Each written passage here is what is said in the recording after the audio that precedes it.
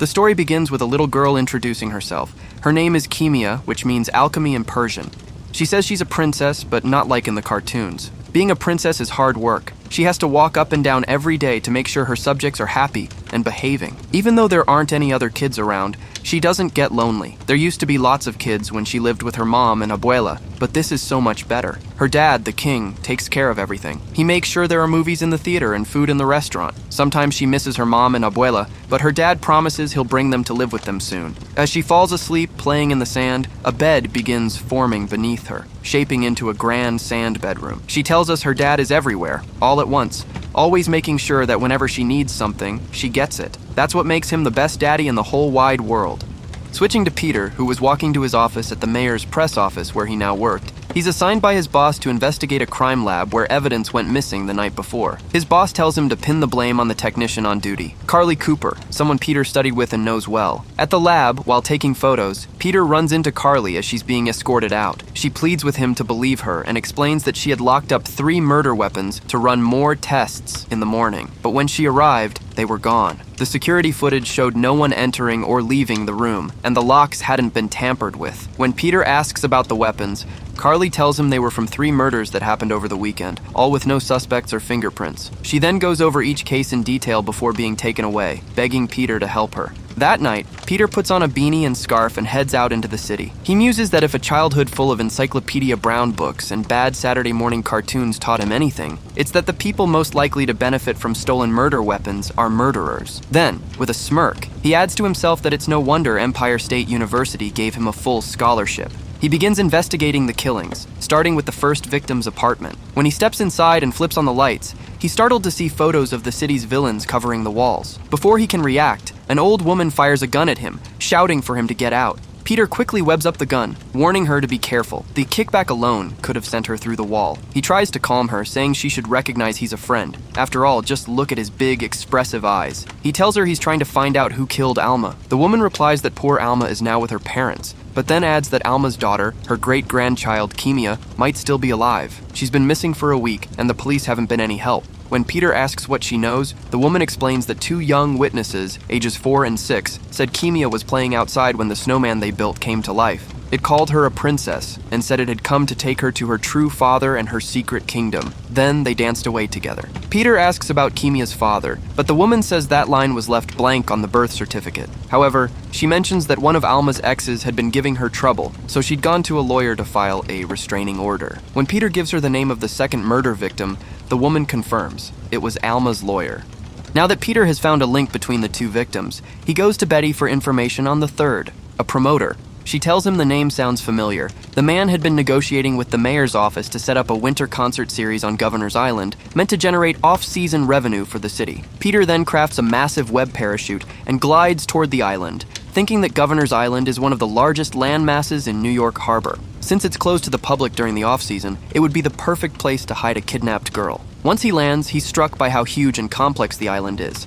But when he spots dozens of snowmen scattered around, he knows he's on the right track. Following a trail of footprints, he passes by a library, a bowling alley, a movie theater, and even a Burger King. Eventually, he reaches a massive coliseum. Realizing he's been led there deliberately, Peter calls out for Marco to show himself. Sandman appears behind him, warning Peter to be careful what he wishes for. He declares that the island was once a prison, and now he sentences the spider to life. He lunges at Peter, who dodges and jokes about Sandman actually knowing history. Sandman strikes him from behind, claiming the island in the name of Sandman. Peter retaliates, demanding to know what Keemia means to him. Sandman roars that she's everything to him and sends Peter flying across the Coliseum. Recovering, Peter loads a special web cartridge saying that where he comes from, killing someone's mother is a strange way to show affection. Sandman attacks again, shouting that he doesn't know what he's talking about. He doesn't want to hurt anyone, he just wants to be left alone. He and Keemia don't need anyone else. Peter then fires webs laced with dissolving acid, causing Sandman's body to break apart. Peter admits he's not proud of it, but after finding sand grains at the crime lab and learning Marco was one of Alma's exes, he suspected that he might be behind all of this, so he made web fluid laced with dissolving acid.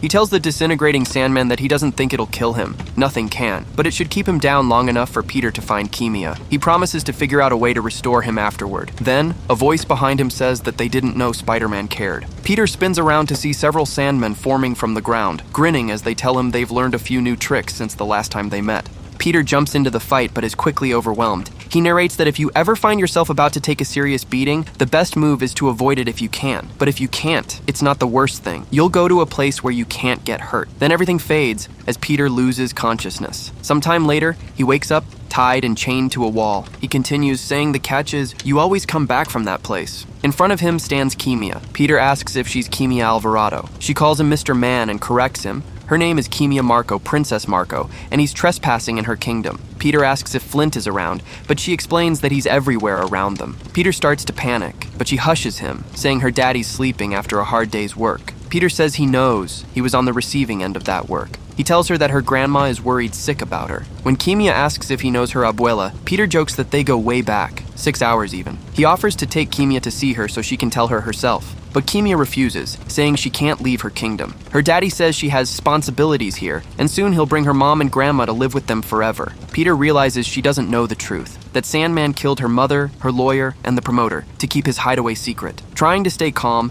he tells her to let him down so he can fetch her abuela and sort things out together. But Keemia says her daddy warned her that Mr. Man works for the law and wants to take her away, just like her mom did. Thinking back on all his battles with Sandman, Peter tells her she's got it wrong. They're actually old pals. He says that when he remembers all the fun they've had over the years, he smiles from ear to ear beneath the mask. Keemia hesitates and asks if he's going to grab her and take her away. Peter assures her he'd never do that. She makes him promise, and he tells her he's a superhero. He never lies. As soon as he's free, Peter leaps behind her, scooping her up. He quips that personally, he wouldn't turn his back on today's darker, morally ambiguous superheroes for 5 seconds. Keemia screams for him to let her go, calling desperately for her daddy. Peter dodges attacks from Sandman, who, though still unconscious, is reacting violently to Keemia's screams. Lost in the shifting sandcastle, Peter realizes from her cries that Flint would never harm her. To test it, he holds Keemia in front of him and charges straight at a wall. The wall instantly parts to protect her, allowing them both to burst outside. He quickly webs Keemia to his back as she struggles and screams that she doesn't want to go. Peter tells her she'll thank him when she's older, then mutters to himself that maybe she won't. He doesn't care. Behind them, dozens of Sandmen pour out of the castle, shouting for Peter to give Keemia back. Peter remarks that the crowd scene is new for him, and Flint replies that every parent wishes there were more than one of them, and since he can control his molecules, he can make that wish come true. As Peter battles the army of Sandmen, he demands to know why Flint killed Alma. Flint insists he didn't, but a few of the darker Sandmen admit they did it. They explain that when Alma said they frightened her and filed a restraining order to keep them from Keemia, they wanted revenge on her, her lawyer, and the promoter who planned to bring more children to the island. The rest of the Sandmen are horrified, and the real Flint says he doesn't remember any of it. Peter tells him that he might be losing control of his mind, that his subconscious could be controlling some of his bodies, making them act without his awareness. He warns Flint that this isn't a safe place for Keemia, and asks what will happen if they start hurting her too. Peter pleads with him to let her go back to her grandmother, but before he can finish, one of the sinister Sandmen yells to kill Peter and throw him to the fish. The other group immediately attacks the violent ones, shouting that there will be no killing in front of Keemia. Seizing the chance, Peter grabs Keemia and runs. The Sandmen, realizing he's escaping with her, merge into one massive Sandman and charge after them. Peter swings toward the docks but finds no boats, and wonders how Flint gets off the island, until Keemia points to a large building where her father gets food and toys, warning Peter to stay away.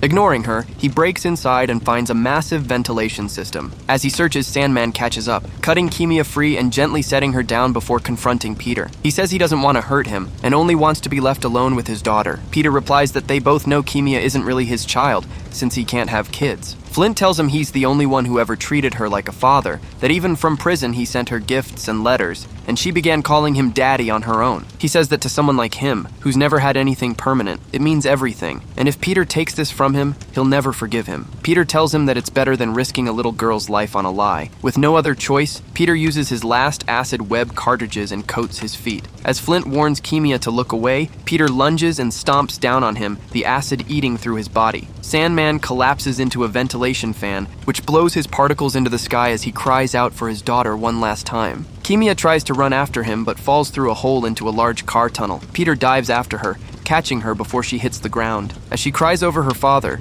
Peter realizes that this must be the tunnel Flint used to travel in and out of the island. Holding her close, he climbs through it, carrying her towards safety. Peter meets Glory, Betty's roommate, whom he had called to help pick up Keemia's grandmother. When they arrive, they're met by child services, who inform Peter that Keemia will be placed in their care. Shocked, Peter asks about her grandmother, but they explain that she left Keemia outside while watching TV as the girl was kidnapped, She's not fit to care for her. Hearing this, Keemia becomes furious. She yells at Peter, saying he promised to save her and let her see her grandma. Peter is stunned as she accuses him of lying, demanding to know why he took her away from her father and what kind of hero would do that. Peter stands frozen in silence as Keemia is taken away, her cries echoing behind her. Later, Peter meets Carly, who has gotten her job back thanks to him solving the case. When he tells her he feels awful about Keemia ending up in foster care, he admits that no matter how hard he tries to do good, he always seems to make things worse. That maybe the world is better off if he just leaves it alone. Carly tells him her father, a cop, once said that being a hero means making the hard choices, even when no one else is there to tell you you're right.